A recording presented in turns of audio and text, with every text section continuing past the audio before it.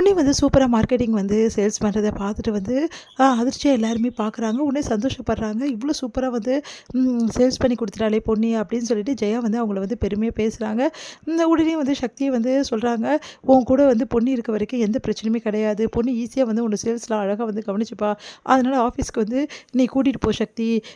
வேலையெல்லாம் முடிச்சுட்டு வீட்ல இருக்கிறதெல்லாம் கொஞ்ச நேரம் ஆஃபீஸ்க்கும் வரட்டும் பொன்னி. ஐடியாஸ்லாம் நெறைய குடுப்பா சேல்ஸ பத்தி" அப்படி சொல்லிட்டு சொல்லிடுறாங்க. இத கேட்டு வந்து செமையா டென்ஷன் ஆயிடுறாங்க பிரீத்தி. பொண்ணு என்ன ஆஃபீஸ்க்கு வரப்போறாளா அப்படின்னு. கரெக்ட்டுமா நீங்க சொல்றது. இதுதான் நானும் யோசிச்சேன் அப்படின்னு சொல்லிட்டு சக்தியும் சொல்றாரு. உடனே எல்லாரும் சந்தோஷப்படுறாங்க. இதெல்லாம் பார்த்த பிரீத்திக்கு வயிறாக ஏறிது. பொண்ணு ஆஃபீஸ்க்கு வரவே கூடாது. அதுக்கு எதாவது பண்ணியே ஆகணும் அப்படின்னு சொல்லிட்டு யோசிக்கிறாங்க. இந்த சூழ்நிலையில இங்க என்ன பண்றாங்க, எல்லாருமே வந்து சந்தோஷமா பேசிட்டு இருக்காங்க. அடுத்து வந்து பொன்னியும் வந்து பார்த்துட்டு சக்தி வந்து ரொம்ப பாராட்டுறாரு. "பொன்னி, எப்படி பொன்னி உனக்கு மட்டும் இப்படி விதவிதமா யோசிக்க தோணுது? எல்லாரும் வந்து தயங்குற ஒரு விஷயத்த வந்து இறங்கி நீ செய்ற. எவ்வளோ பெரிய விஷயம் தெரியுமா? நாங்கலாம் கூட இந்த மாதிரிலாம் பண்ண மாட்டோம்" அப்படின்னோடனே, "இந்த மாதிரி திருவிழாக்கள்லாம் வந்து நான் இந்த மாதிரி பேசியிருக்கேன்" அப்படின்னு பொன்னி வந்து சொல்லிட்டு இருக்காங்க. அது கேட்டு சக்தி ரொம்ப எக்ஸைட்டாக எல்லா விஷயத்தையும் கேட்டுட்டு இருக்காரு. பொன்னியும் வந்து அவங்க ஊரை பற்றியும், அவங்க ஊரில் நடக்கிற திருவிழாக்கள், அதுக்கப்புறம் வந்து எப்படிலாம் பண்ணுவாங்க அப்படின்ற பற்றியெல்லாம் வந்து பொன்னி வந்து எக்ஸ்பிளைன் பண்ணிட்டு இருக்காங்க.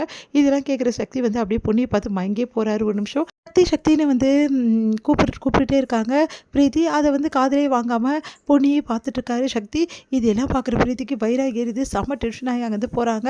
அடுத்து வந்து இவங்க 2 பேரும் பிரிக்கிறதுக்கு ஏதாவது ஒரு படம் இவங்க 2 பேரும் சேரவே விடக்கூடாது.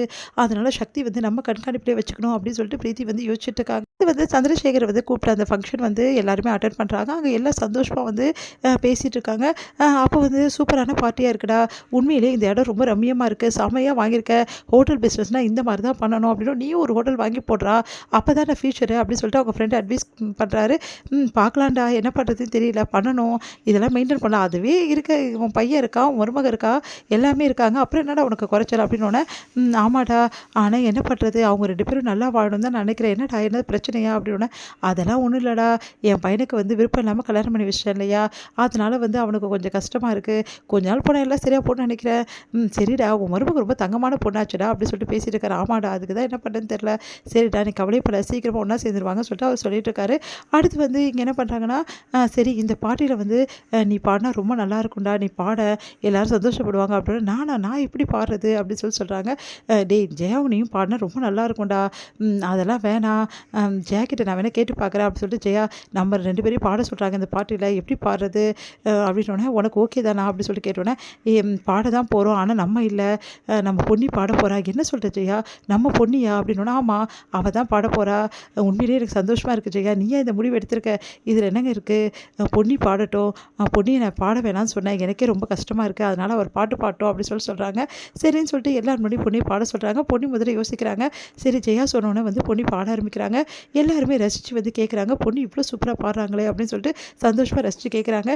இதெல்லாம் பார்க்குற பிரீத்திக்கு ரொம்ப கடுப்பாக இருக்குது. பொன்னி எல்லாருமே வந்து கிளாப் பண்ணி வந்து கௌரவிக்கிறாங்க. நம்ம ஜெயா வந்து அப்படியே வந்து பொன்னி பாடின பாட்டில் ஆழ்ந்தே போயிடுறாங்க. பொன்னி எவ்வளோ நல்லா பாடுறா, இவ்வளோ நாள் வந்து நான் அவள் திறமையை வந்து ஒழிச்சு வச்சுருந்தேன், நான் பண்ணது கொஞ்சம் ரொம்ப பெரிய தப்பு அப்படின்னு சொல்லிட்டு உணர்றாங்க. உடனே வந்து சந்திரசேகர் கிட்ட சொல்கிறாங்க, பொன்னியை நம்ம ரெக்கார்டிங்கில் பாட வைக்கலான்னு இருக்காங்க அப்படின்னு சொல்லிட்டு. அதை கேட்டு ஆச்சரியப்படுற, நிஜமாவா ஜெயா அப்படின்னு சொல்லிட்டு கேட்குறாரு. ஆமாங்க, ஊருக்கு போனாலும் முதல்ல இந்த வேலை தான் அப்படின்னு சொல்கிறாங்க. என்னால் நம்பவே முடியல ஜெயான்னு சந்திரசேகர் சொல்கிறாரு. ஆமாங்க, நிஜமாக தான் சொல்கிறேன் அப்படின்னோடனே இது எல்லாத்தையுமே பிரீத்தி கேட்டுறாங்க. பிரீத்தி வந்து இதை விடக்கூடாது, என்ன பொண்ணுக்கு இவ்வளோ முக்கியத்துவம் தராங்க அப்படின்னு சொல்லிட்டு டென்ஷன் ஆகுறாங்க. இதோட முடியுது.